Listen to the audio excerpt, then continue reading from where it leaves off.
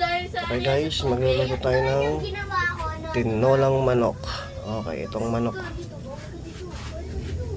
Ito ang sayote, luya at sibuyas. Magtitinola tayo. Pakukulaan tayo ng tubig. Walang mantika to guys. Pakulo lang ng tubig.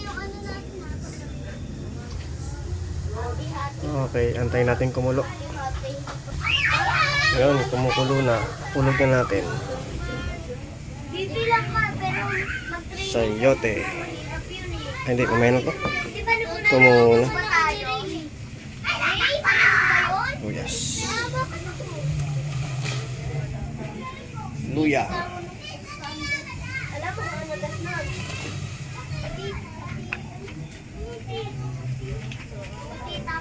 Ito natin itong mga manok natin.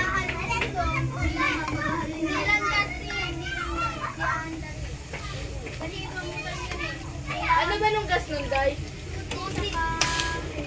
Hello, hello!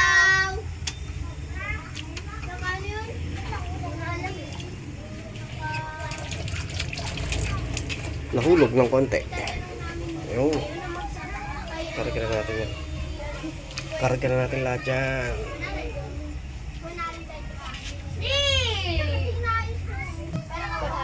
Hinulugan ko na rin ng paminta. Ayun.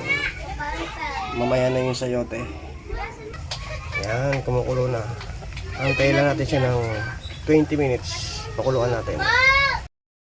Yung, kumukulo na. Ihataw na natin ang sayote. Sayote, ihataw na kita todo. Yan. Another 5 minutes para sa sayote. Asan yung pinabili kong manok? Manok. Ay, ano pala to?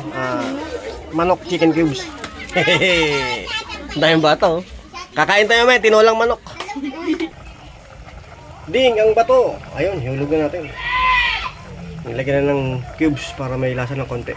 Chicken cubes.